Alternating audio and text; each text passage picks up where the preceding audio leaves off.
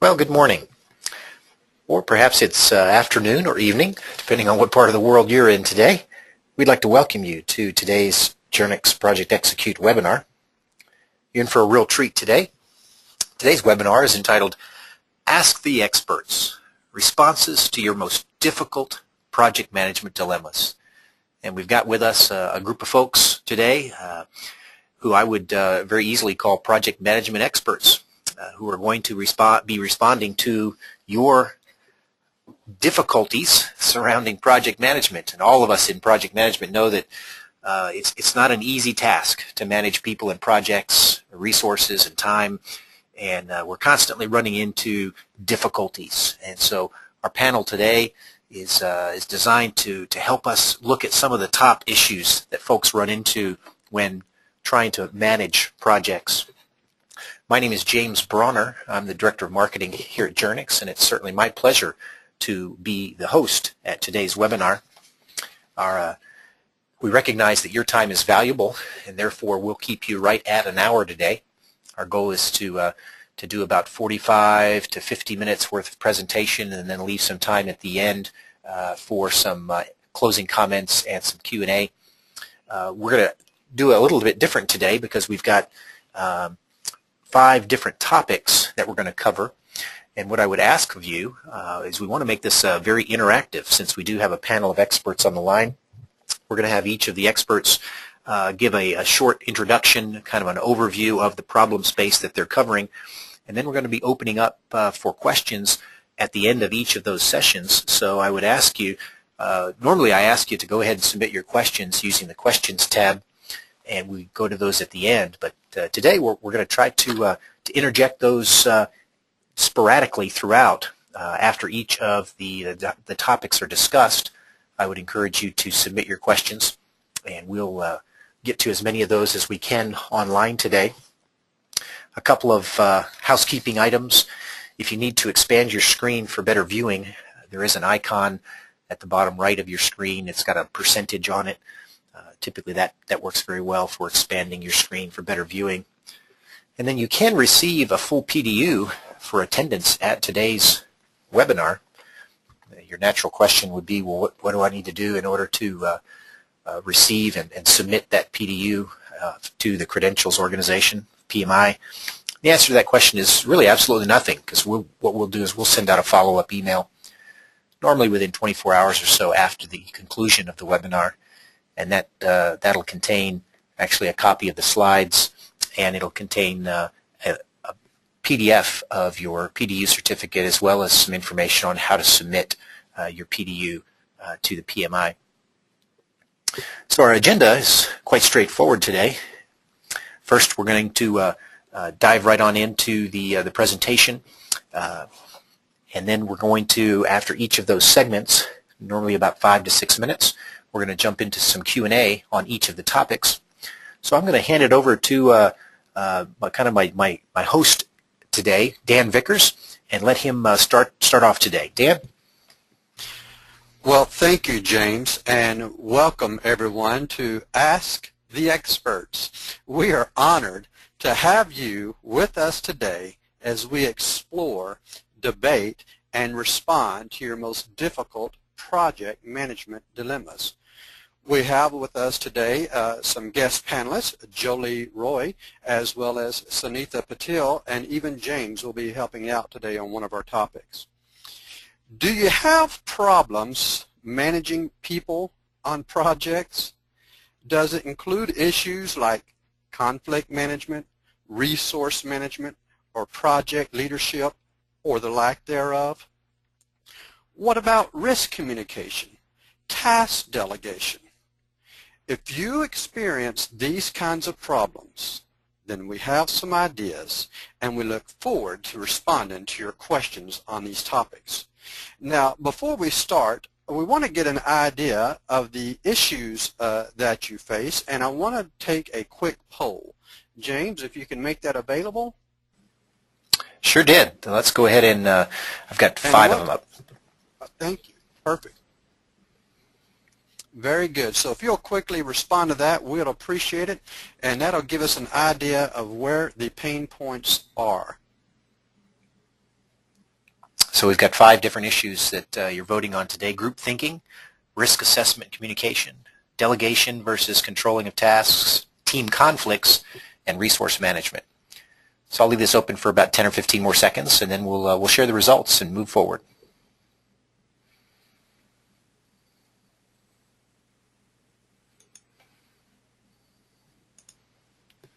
All right. Thank you for sending those in. James? So Dan, it looks like our I hate to say it's our winner because it's a difficulty that a lot of folks are having on the line today. Risk assessment and communication is our leading area of our issue today at 55%, followed closely by resource management, which is typical, and then we have almost a tie with the delegation and controlling of tasks, team conflicts, and groupthink is coming up the rear today.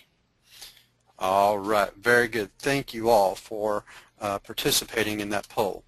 So let's review these topics. Well, you know the topics. We just saw them in the post. So groupthink versus project leadership.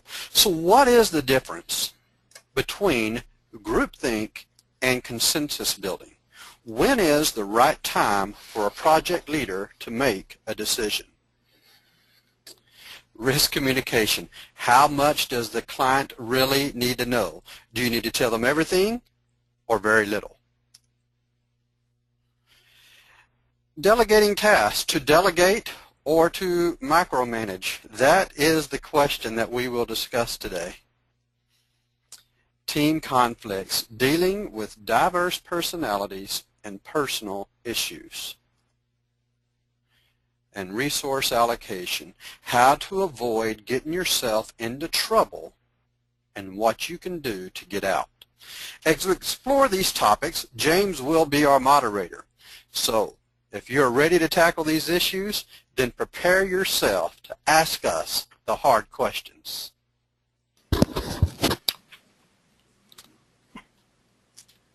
Well, fantastic. Well, let's start with our first topic today. It's going to be groupthink versus product leadership.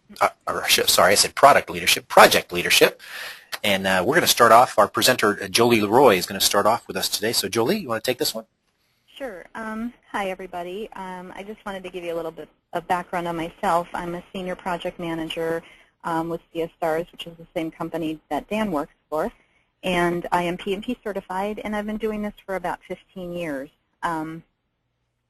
Not always successful, not always failing. So I think that we count our successes as things that we are very proud of.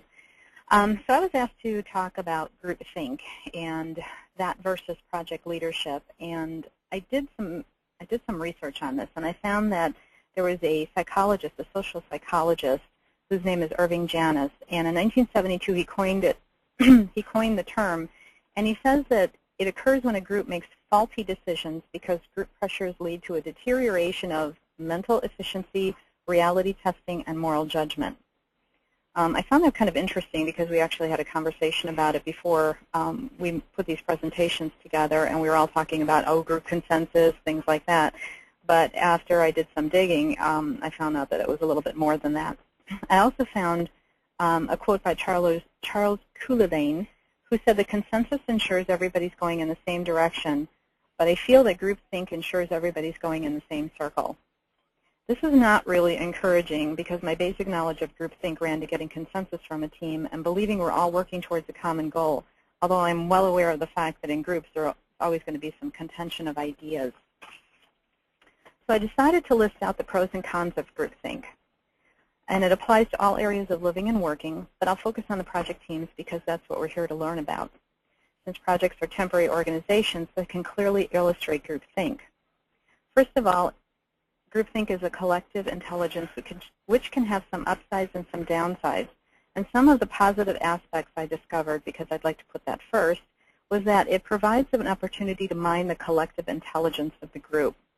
It also provides the opportunity to manage properly with good project leadership, and it can also exceed the sum of the capabilities of the individuals. And it also provides consensus among the group. I also found a good example about how groupthink affected the outcome of a project negatively. This was well documented in a book by John Krakauer called Into Thin Air, which I actually read a few years ago, and and it was interesting to go back to it and kind of pull apart some of the things that had happened. It was about the expedition to reach the summit of Mount Everest, and it resulted in pretty tragic consequences. But I want you to keep in mind that this was a pretty extreme case.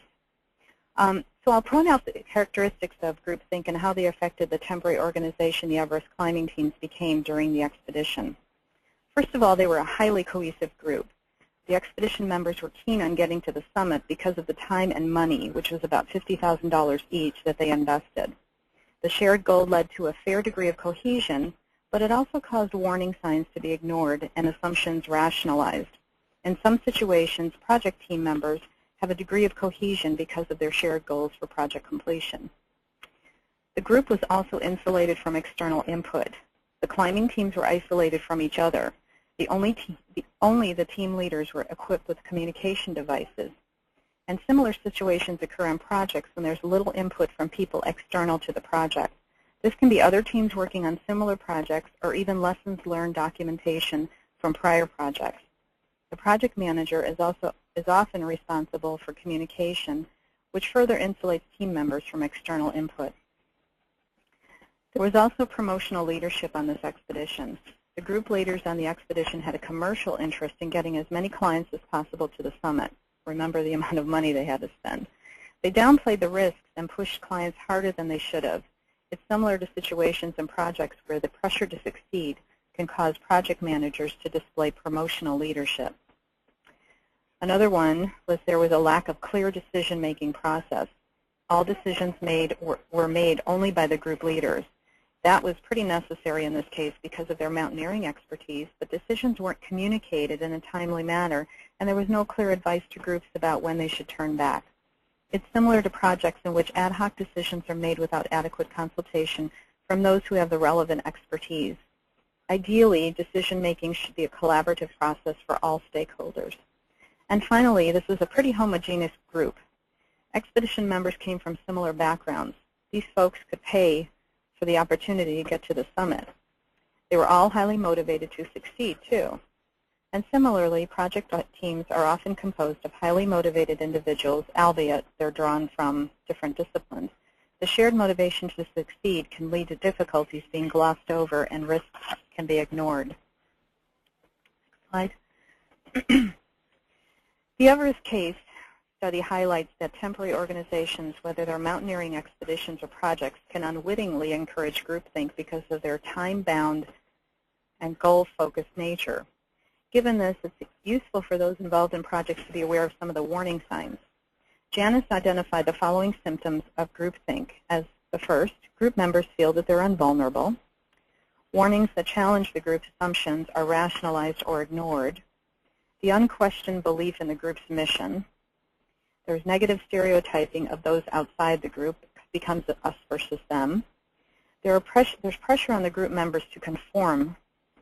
The group members self-censor thoughts that contradict the group's core beliefs. And there's an illusion of unanimity because there's no dissenting opinions that are articulated. And group leaders take on the role of mind guards. That is, they shield the group from dissenting ideas and opinions. So regardless of the different contexts in which groupthink can occur, there are some stock standard ways of avoiding it. This is where good project leadership comes in. You can avoid the pitfalls of groupthink and forego the ego of promotional leadership by brainstorming all the alternatives. You play the devil's advocate and consider the scenarios contrary to those popular within the group. You can avoid prejudicing a team member's opinions. For example, do not let the managers express their opinions first, because people tend to follow those. You can bring in some external experts or subject matter experts, and you can discuss the ideas independently with people outside the group. So this advice, which is also due to Janice, has been around for a while and is well known. Groupthink remains alive and well in project environments. And I'm publishing the two websites that I got this from. So that's pretty much what I have to say about groupthink. So are there any questions at this point? Thanks, Jolie. Yeah, there are some questions that are coming in. One of the questions came in from Daniel. Daniel asks, I'm trying to rephrase his question because it's a fairly long one, but I think what he's trying to convey is that he believes that that groupthink has value, but there needs to be some, and I guess the best term to use would be like a weighting factor. So if you've got a project manager and you've got a sponsor and then you've got some team members in a room, do you apply some weighting factors to the sponsor or to the project manager? Does their say have more pull in the groupthink decision process than the team members? Is there a way to do that, Jolie? Well, that's going to be a tough one, because if you have people who are the project sponsors, they're going to want to have more weight in their beliefs that they project in the discussion. However, like I said before, the project leader has to play the devil's advocate, because you have to weigh everybody's input during the discussions. You can consider, you can play a little bit of diplomacy in the meetings, and you can just, you can consider everybody's input, but also you have to give them the upside and the downside of how that would turn out in long term. I don't know if I've answered that question correctly, but it's tough when you have people who want to be heard and are the ones sponsoring a project. Right, absolutely. A couple of other folks are commenting, probably more than questions, about how you need a very strong project manager when you have a group of folks who are inputting ideas so as to kind of push the better ideas in the right direction, and not offend folks for not using their ideas. Any comments on that? Yeah, I think a really strong project leader or project manager needs to encourage productive debate. You also have to create a positive, open debate within a group, and really thoroughly examine all of the input that's given. And basically, you're guiding them to the right decision. You can see it more as you can step back and see the 30,000 foot view of the discussion more so than the people who are entrenched in the details too. Right. Yeah, absolutely. Yeah, good comment. And then finally, we have one attendee that mentioned that was wondering if we knew, and in fact I did, that the Challenger disaster was actually attributed to groupthink. That apparently there was a decision that was made by groupthink rather than good data that actually resulted in that Challenger disaster a number of years ago. I guess that's kind of on our minds these days with the final space shuttle mission taking place currently. Right. Yeah. In fact, we just saw that on 60 Minutes on Sunday. They had a special on it. And yeah, it's interesting that the Challenger disaster, the Everest disaster, and how many other disasters we have that we can attribute to groupthink. And they're documented pretty well. But I'd like to see some positive things too. But I think those are kind of the little underdogs. Absolutely. Well, thank you, Jolie. That was very helpful. Well, we're going to and move on to our second topic, which is related to communicating risk versus communicating pertinent risk. And Dan Vickers is going to take the lead on this topic. Dan? Thank you, James. You know that when you lead a project, the microphone, the communication device, is yours. And before you can accurately communicate risk to your stakeholders, you have to know the impact of these risks to your projects. This will help you guide those risk management discussions. So based on your experience with similar projects, you will know about some risks that are inherent on a project, such as data delays, communication delays, requirements gathering delays. So let's talk about how we can work through this. The first step is simply to list and prioritize all of the identified project risks. The second is to determine the potential impact of these risks to your project. Thirdly, you want to discuss your plan for dealing with this risk with the rest of the team and then with your client. Determine the risk your client needs to know. You want to be honest with the client, but you do want to be cautious in how much you tell them. I am not suggesting that you hide information from them. However, telling a client that a resource can't finish a task on time because they refuse to work overtime will only harm your client's trust with your organization. Fourthly, document your plan and make sure all stakeholders have a copy of your plan. Get their buy-in to your risk management ideas. Manage this process by notifying the client as a risk increases that will affect the project timeline. If the risk is successfully handled, then let the stakeholders know that the plan worked. They will gain confidence the next time you raise the awareness of a potential risk. They will learn to trust your judgment. Risk negotiation can also be very helpful. Sometimes unplanned events, right, risks that weren't identified, happens. For example, you don't normally plan on receiving corrupt data files. It takes time to evaluate the files, determine if they're usable, and then to re-request the data. When an event like this occurs, then you have some choices in how to present this information to your client. Well, it would be very easy at this point to blame the data provider. Or you can responsibly identify the issue, classify it as a risk, and determine the best mitigation strategy for presentation to the client. This involves being responsible and proactive. Once you have communicated the best course of action, then be prepared to negotiate the impact of the risk to the project schedule. For instance, client, the data file we received from the provider was corrupt. We have already contacted the provider, and they can have a new file to us by Friday. However, this has an impact on our project finish date. Based on this information, here is what we can offer. So, you want to inform the client, give them the facts, but don't play the blame game. Responsibly handle and negotiate the risk, and the client will gladly follow your risk management leadership. So, how much should you let your client know? Well, you want to give them all the information they need in order to make a quality decision. Number 2, we don't hide pertinent information from them. If they find out, their trust in us will be damaged.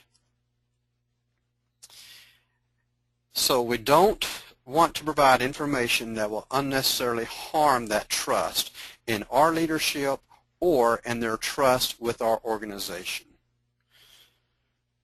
The goal in many circumstances is to minimize surprises. If you don't, then your client will question your ability to guide the project. And James, with that, I'd like to take some questions. Thanks, Dan. Well, if you've not done so already, go ahead and submit your question for Dan pertaining to the topic of risks using the questions tab. Dan, our first question comes in from Robin. Robin asks the question. She says, I'm really confused as to how much to keep in-house and how much to share with the client, because I feel like the client is paying for the job and therefore is entitled to information disclosure. Where do you draw the line? Well, Robin, thank you for that question. And really, I think it is, you do want to give the client the factual information that they need to know. What you don't have to do is tell them everything behind the facts. Again, especially if it's something that might bring some embarrassment to yourself or to your organization. So be honest. Give them the answers that they ask for, the questions that they ask, but to supply them with the facts. But again, you don't have to give them all the information behind those facts. So again, it goes back to Jolie's comment that the project manager has to be strategic, be intelligent, make those really tough decisions about what gets shared and what doesn't get shared, what's important to be shared. It reminds me of the press briefings that we see here in the States when some event happens and you see that the press secretary get up and they only say certain things that are pertinent to the public hearing it, but we don't get to hear the whole story, right? That's a good example, James. Here's another question that's come in, Dan, in reference to the communication of risks.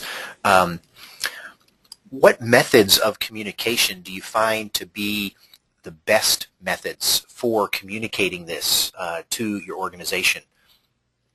That is an excellent question. I don't know who submitted that, but a very nice question, because communication is many methods, right?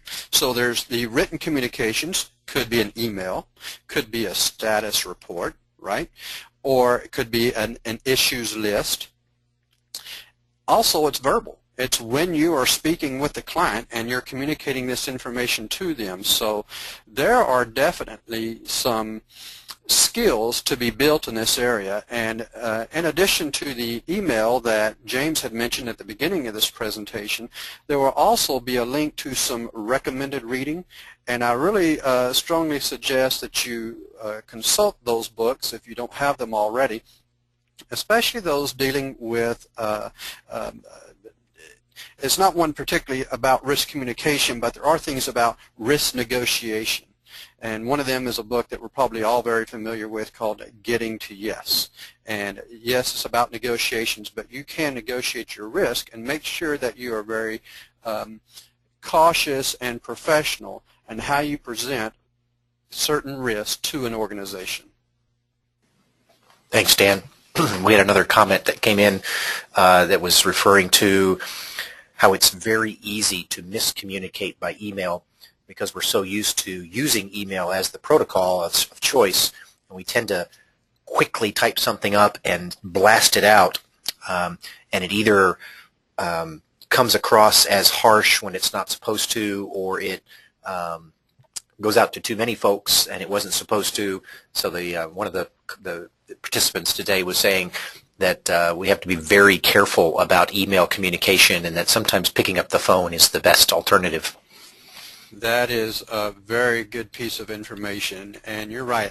I spend a good amount of time with an email before I send it to a client, especially if I'm about to deliver some information that they may not be expecting to hear. I am very careful in what I send, and so I encourage you all to be careful also. That's good information. I know that I do some woodworking on the side, and one of the comments that they use in woodworking is measure twice and cut once. And the same thing kind of applies to sending those email communications. Read it twice before you click the send button, because I think all of us are guilty of sending something a little too quickly and wishing we could take it back. Well, Dan, let's move on to our next topic.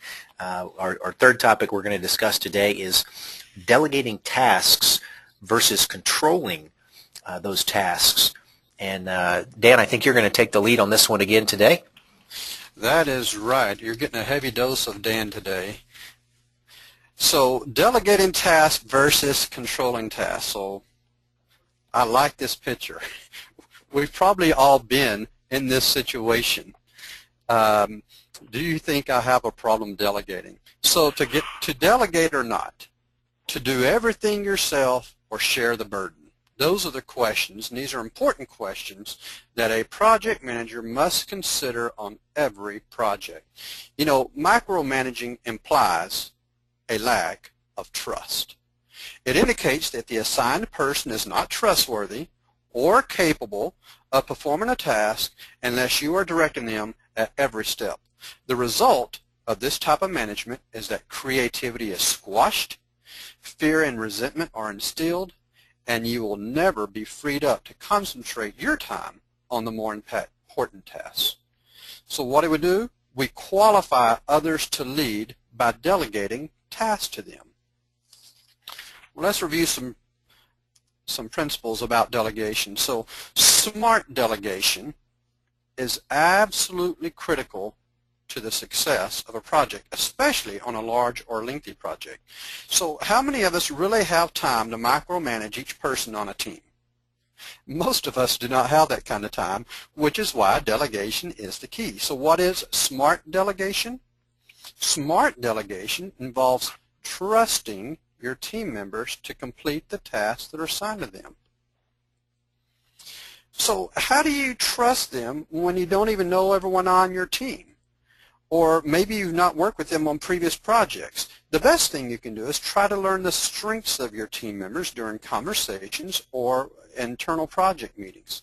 You do this by asking leading questions to determine if the task is complete or not, such as, when did you complete this task? Who did you work with on this task? How long did that task take you? Did you encounter any problems while working on this task? And then also pay attention to their work habits, such as, do they join meetings on time? Are they interactive to the meeting? Do they respond to emails in a timely manner? All of this information will help you learn more about your team members and begin to build trust with them on future projects. And then typically we set some ground rules with the project team, especially those that you haven't worked with before. Everyone is accountable. Indicate that this is a group project and that you rely on each person for their contribution for a successful outcome. Let them know that you expect each person to complete their task as assigned and on time. Now, if there's a problem completing the task, or if they know they are going to be late, then have them notify you as soon as possible so you can reschedule other tasks appropriately. Status updates. Ask each team member to share updates on their portion of the project during your team calls to help keep everyone on track and discuss any tasks that have dependencies on their task. And then maintaining open lines of communication.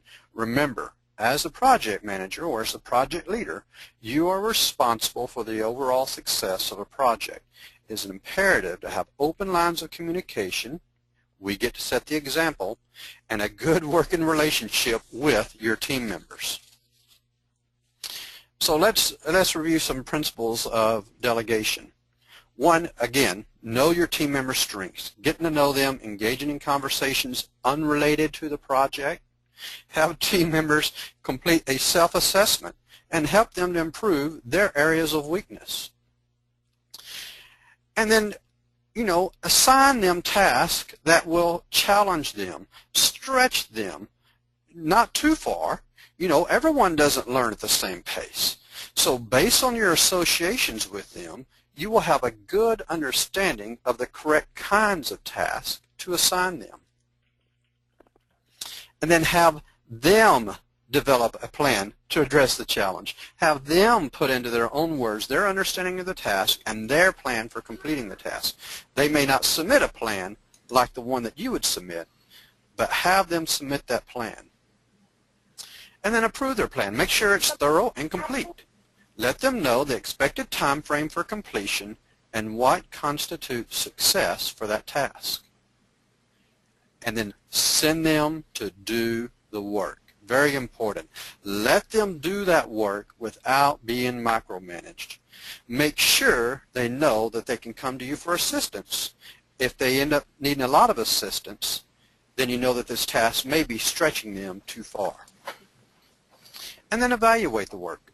Provide a quality assessment of the work completed. Let them know if a task needs to be corrected. If you don't, they may never get it right. And then based on the quality of their work, assign them new tasks, either more or less challenging, until they develop the needed skills. When you follow these steps, you are developing team members to perform quality work, and you are positioning your team, yourself, and your company for growth. James, I'd like to open up for questions. Well, thanks, Dan. Boy, you make it sound really easy. I wish it were that easy. Well, I'd like to open up the questions, and looks like Robin is coming in again. I'm going to encourage those of you that are kind of sitting on the fence there, go ahead and participate.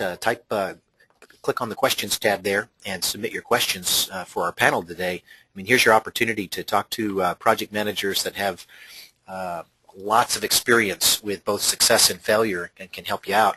Now, Robin is asking, her statement is really more of a kind of an age-old statement that says, you know, if you want something done right, do it yourself. And she says that she's kind of stuck into that rut, is that, you know, she feels very responsible for project success, and therefore she tends to be, in fact, her comment says that she tends to grab back tasks that aren't getting accomplished because she knows that she can get them done. What are some advice that you can provide for her, Dan? Well, Robin, that is a very tempting situation to take tasks back, especially if you're on a tight deadline and someone is just not doing their part of the project. Now, there may be some instances where that is the correct thing to do. However, if they're going to be on this project with you long term, and if they're involved with you on other projects, I think it is really worth the investment of your time up front to work with them on these principles of delegation, because otherwise now you've become the project hero, you know. So if it is to be, it's up to me. You've probably heard of that syndrome, and when that becomes the case, you're going to probably experience burnout and a lot of tiredness and fatigue, and you're going to be looking for a way out. So I really think that if you practice these delegation principles, be intentional about it, encourage them as much as you can. You know, if they're not getting it, if they're not being part of the team, then that's the issue that we're going to talk about here in a little bit about resource management. It may be time to move them off the team and move somebody else on. But if they're on the team and they're going to be committed to this project, and then I think it is well worth that investment in time to train them in the beginning. Thanks, Dan. Here's a question that's coming in from Brian. Brian asked the question. He says, what do I do if my team member tells me they're going to be late on a critical task that will affect the overall project? Well, Brian, that's a tough question. You find out what you can about that task. You find out, of course, if you can get someone else assigned. You know, sometimes assigning extra people doesn't help expedite a task. But you find out what you can, the circumstances around that task. You know, is it due to their training level or their knowledge level? Is it due to they've got too many other things going on? What is it that's causing them to be late? And then you might be able to address some part of that to help it not be as late. So again, you want to do what you can to help, but at the same time, you need them to do the work. So hopefully that is helpful to you, Brian, and I appreciate that question. Let's see if we can squeeze another quick one in. Jason has a question. He says, delegation is tough when the PM has ultimate accountability and it seems no one else is held accountable. Management seems to look at the PM only. Is that really fair? Well, Jason, a lot of the PM work is not fair, but it is tough. Yes, as the project manager or as the project leader, you are responsible for that project. And so, yes, delegation is tough. It does require some very intentional and extra work on your part to make sure that someone understands what they've been delegated to do. But again, you know, I think it's critical to spend that time training these principles of delegation. And, you know, whether it's fair or not, at the end of the day, we're the project manager. And that's the role that we have taken. And so we've got to find ways to make it easier on ourselves, and I think one of those ways is this principles of delegation.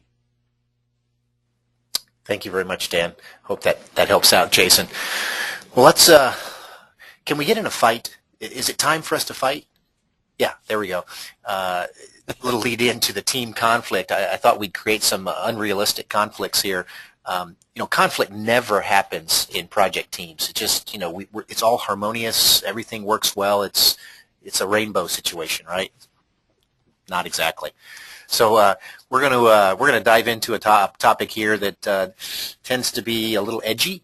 And I'm not sure if Robin's with us today, but I knew that Sunitha's there. So Sunitha, you want to take the lead on this? And actually, James, Dan here again, everyone. Sunitha and I discussed this at the beginning. Robin wasn't able to make it today, so I'm going to fill in for her portion, but then Sunitha's going to do the other. So let me get my screen ready here. Yeah, please do. Thank you. So let's ask a couple of questions here. Think hard about these. These are very deep questions. How many seconds are there in a year? Well, there's 12, right? January the 2nd, February the 2nd, March the 2nd. All right, now you kind of got the clue here. So now think about this next question.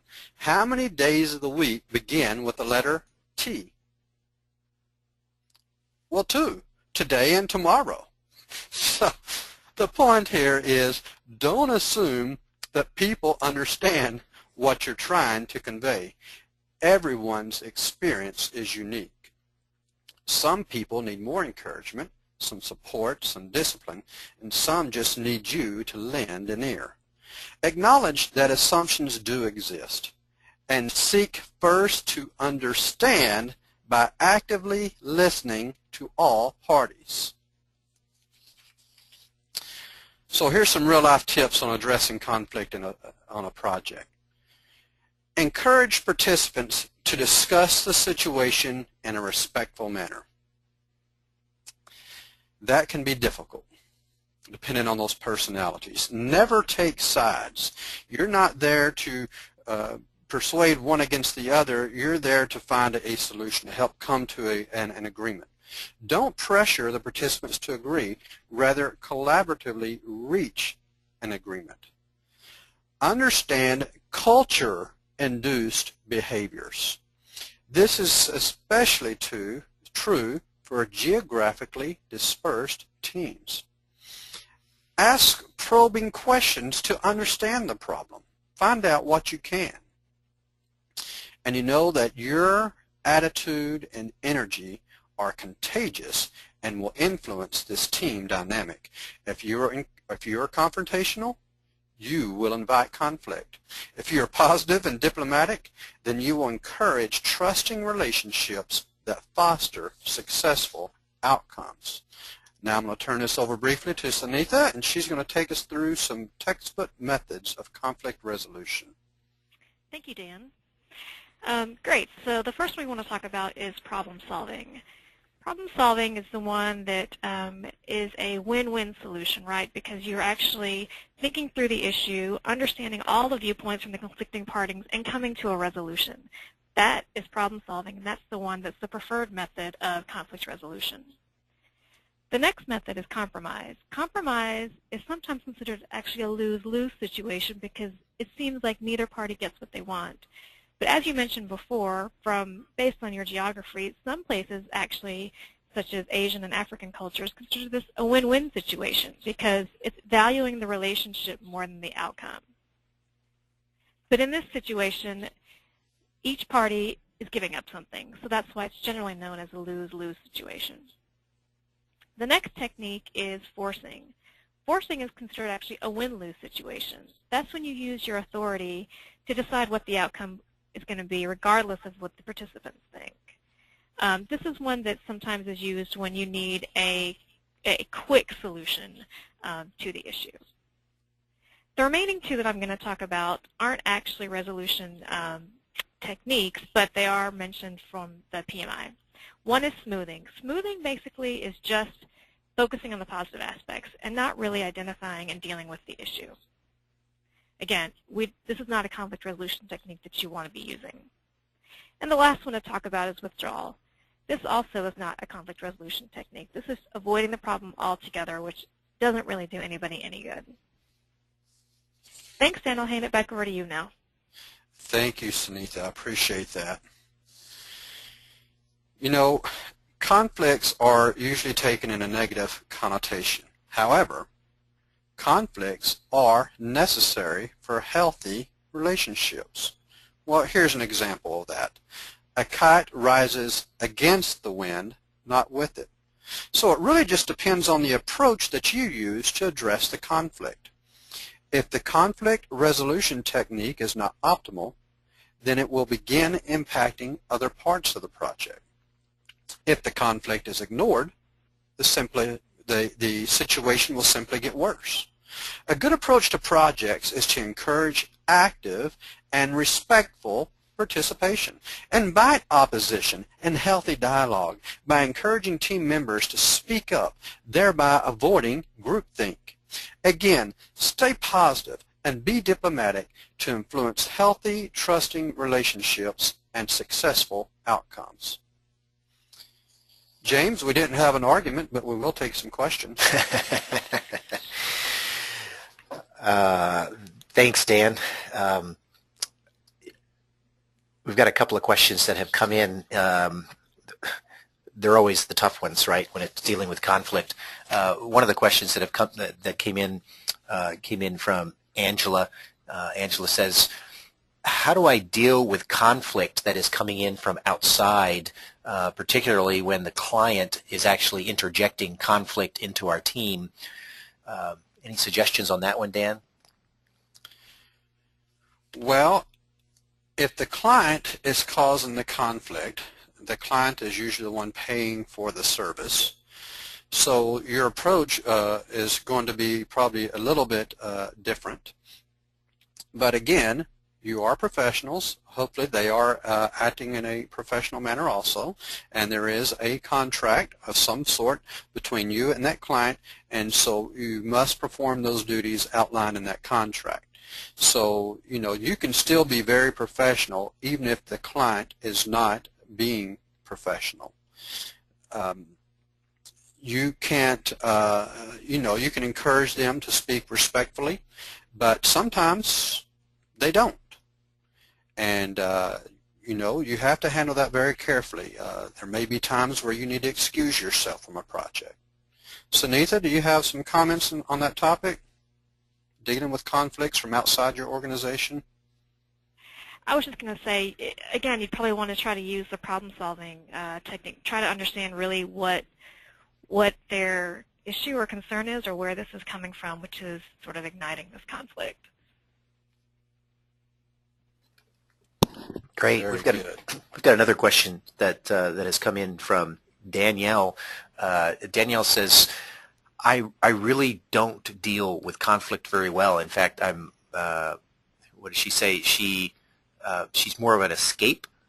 I guess that's a term for kind of running away from conflict. What's a suggestion for Danielle to better manage conflict?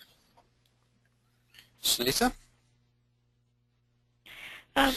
Again, I would try to understand where, I'm not sure if she's asking when she's sort of involved in it or if it's on her project or on her team, but trying to understand where each person is coming from and what they're trying to achieve and what the actual conflict is, and then dealing with it sort of piece by piece from that aspect. And Danielle, also, thank you, Sunitha. I almost caused a conflict by flipping this over to Sunitha so quickly. But Danielle, if you have troubles dealing with conflict, again, I'm going to refer you to that recommended reading list that you're going to get in the email that we send out, because there is a book in there on conflict management techniques. And so you'll learn some things about yourself reading that book, and you'll learn some things about others, and you'll find that you can build your confidence in dealing with these conflicts. Good information. I know that in my experience, Dan, that being a good negotiator certainly helps. And then you mentioned something that is just paramount, and that is having a good attitude. It's so easy to get caught up in the conflict and you know, to raise your voice or to you know, have angry gestures. Boy, I've been involved in conflicts where the person is calm and cool and collected, and they have a positive attitude, and it just seems like we get to resolution so much quicker when that attitude is there. Makes a big difference, doesn't it? It does. Well, let's press on. We've got one more topic that we want to cover today that is a big problem topic among, I know among most of our prospects and customers that we deal with as a company, and it's I've been to several. There was a Dallas PMO symposium put on by the PMI last year, and this was one of the topics that came up significantly in a lot of the keynote presentations was around resource management or resource allocation and availability. So Dan, you're going to take the lead on this one again today, right? That is correct. So, and then James, I'll lean on you for a little input here towards the end of this. By all means. So, resource allocation. You know, in theory, resource allocation can be very straightforward. You have a set of tasks, and you have a set of resources, and you simply assign the appropriate resources to each task. But we know it is not this simple in real life. Tasks have start dates, work effort, and duration. Resources have skill sets, availability, personal time off, and administrative tasks. So in project, you know, the information around this becomes even more complicated because the various ways you can define tasks, the various ways you can handle your estimation of your duration of your task, the way the tasks are tracked, you know, resources, they have values surrounding them, their costs, their rates, their projects, their calendars, and so quickly it can become very complex, even on just a single project. So what happens when you have multiple projects and you got the same team members spread out across these projects? That complexity goes up exponentially. So let's talk about some challenges around this. Primarily, let's look at this question. How are we properly utilizing our people, and are we tracking all the work that they're doing? You know, when I see these, what I really think about is utilization and realization. So how are we properly utilizing our people and how we're tracking the work that we're doing? Here's some challenges that we deal with. One is estimation. So are we good at estimating our work?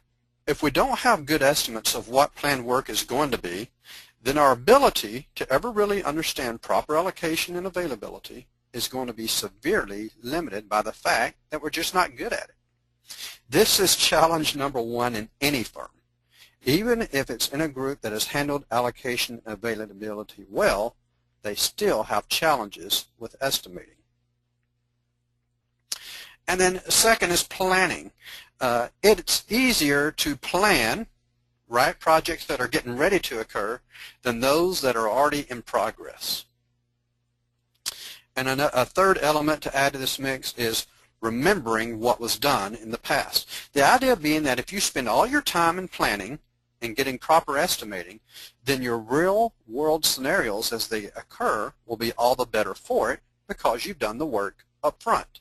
You've got the information understood up front, and then allocation and availability becomes less of a challenge to maintain because now you've got really good estimates and plan to work with. So we don't want to belittle the fact that the real world doesn't happen, and as things come in, you know, continue to compete for that time. And so regardless of how well you plan and even how well you manage the current, I have some additional recommendations because of how these challenges exist. They exist even for firms and teams who are really mature and advanced in their allocation and resource availability. So I'm sure that all of us know as project managers, you can set up a plan at the beginning of a project. You get a nice baseline together. Everything looks just so. We're ready to get started, and then what usually happens, at least in my experience in the past, and it's always something you've got to fight through, is proper maintenance of that plan is the first thing to go when the real world happens, or proper information on that plan is the first thing to go. So what's the key? It's to be diligent. Be diligent about ensuring that you've got the right statuses on your tasks and deliverables on that plan, as well as a full picture of things as they change.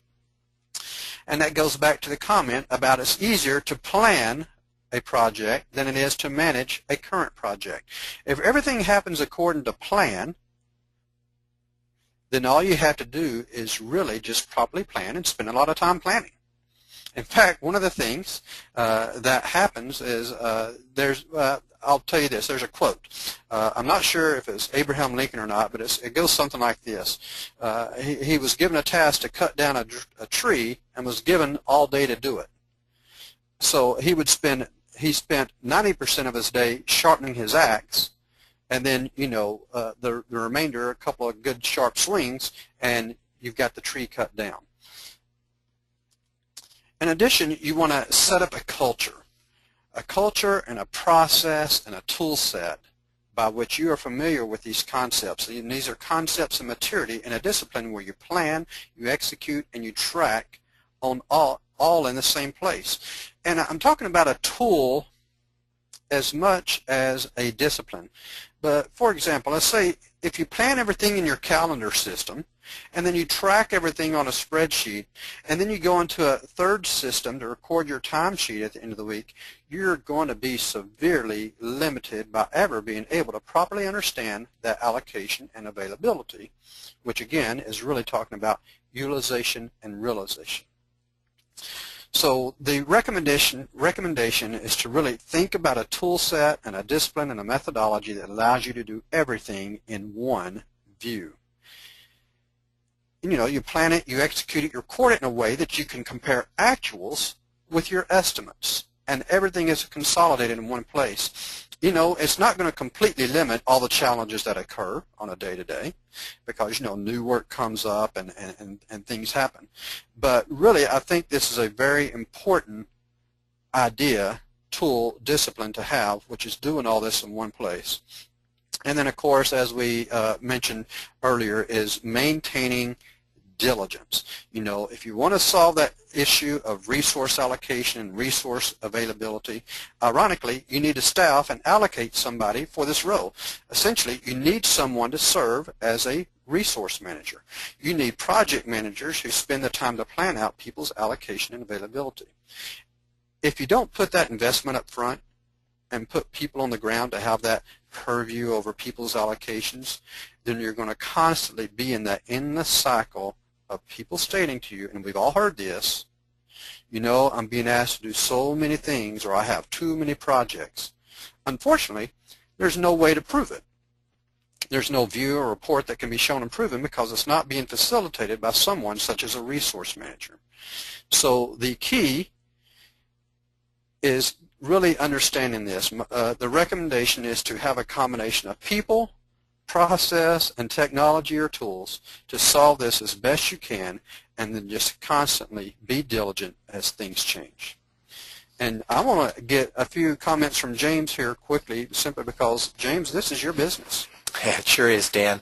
I'll tell you, you've really covered it well. I would only add to that a couple of things. One of the problems that we see a lot in the industry is that folks will put generic resources on projects in, like for instance, a lot of folks use Microsoft Project. You have the ability to put generic resources in, and then it's you know, several weeks before the due date, and you look on the wall to your printed Gantt chart, and you see, wow, that's developer number 7 is working on that. I wonder who that is.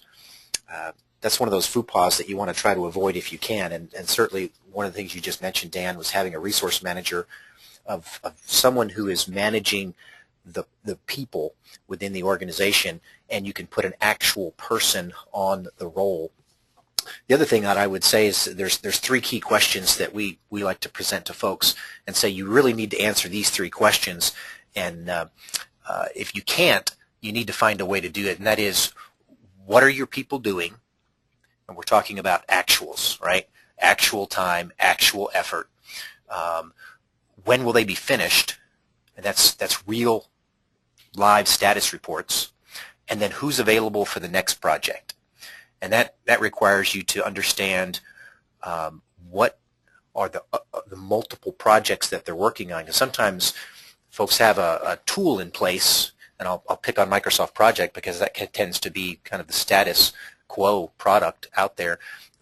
Most of us have cut our teeth on Microsoft Project, and I find in organizations that there's you know, there's 30 folks working on projects, and only a percentage of their projects are actually in Microsoft Project. A lot of them are working on IT requests or 3-person, 3-day projects.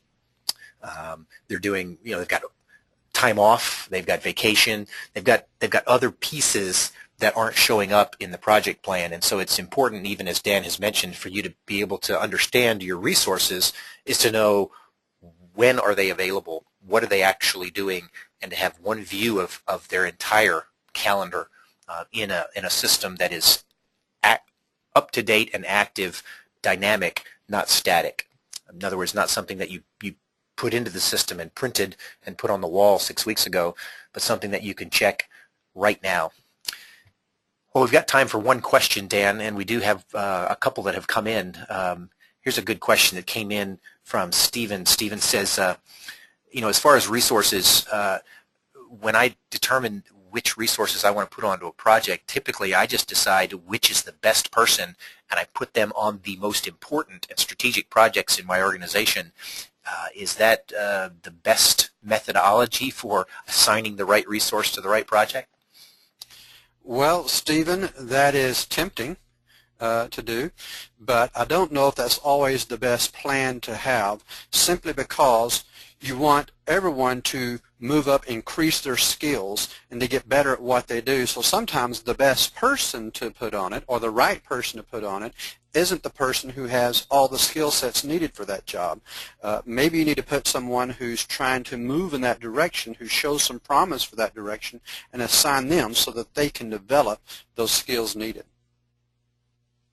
That's good feedback, Dan. Well, we promised to keep you right at an hour, and we're there. And so I don't want to belittle this, but there are some more questions still coming through. So I would encourage you, we're going to have to cut off our audio, but I'll leave the session open for a few extra minutes. So if you do have some burning questions that you weren't able to get in during the timeline that we had, go ahead and click on the questions tab and submit that question. I do want to say thank you to Dan and his team of experts for presenting the topics today and then responding to your questions. If you'd like to contact Dan or his team, you can do so. As I said, we're going to send out a follow-up email that's going to contain not only the slides and your PDU certificate, but as well it'll contain a resource document, which Dan mentioned in the presentation, that contains some great articles, some great websites, and some books that will help you in a lot of these areas. Now, you may ask, what does Journyx do? We've been around for 15 years, created the world's first web-based timesheet. We want folks to spend their time wisely. And so we help you to be able to track actuals and specifically focus on people. So know exactly where they're at, what they're doing, who's available. We call it cross-project resource optimization. So if that's an issue that you're struggling with, feel free to visit our website. You can download a demo and take a look at our solution, see if it fits your scenario. I'd also encourage you to go to the website and register for some of the other webinars, just as we've presented today. Had some fantastic folks online with lots of years of experience in managing people and projects. We've got the other webinars that are going on this semester that would be very beneficial to you as a project manager and really help you to move your career forward. So I'd encourage you to go to the website there, projectexecute.com. In the upper left-hand corner, there's a box that says register for webinars. You can look at the live webinars that are being offered this month, and you can look at the recorded webinars that have been done over the last couple of months, and really view that as a resource for you as a project manager to really gain valuable experience from folks who have been there and done that. So again, we want to thank you for taking time out of your busy schedules to join us today. We hope that this has been valuable to you, that you're walking away with a couple of nuggets that will help you to execute your projects with on budget, on time, within scope. Hope all of you have a wonderful day today. Thanks again for your attendance.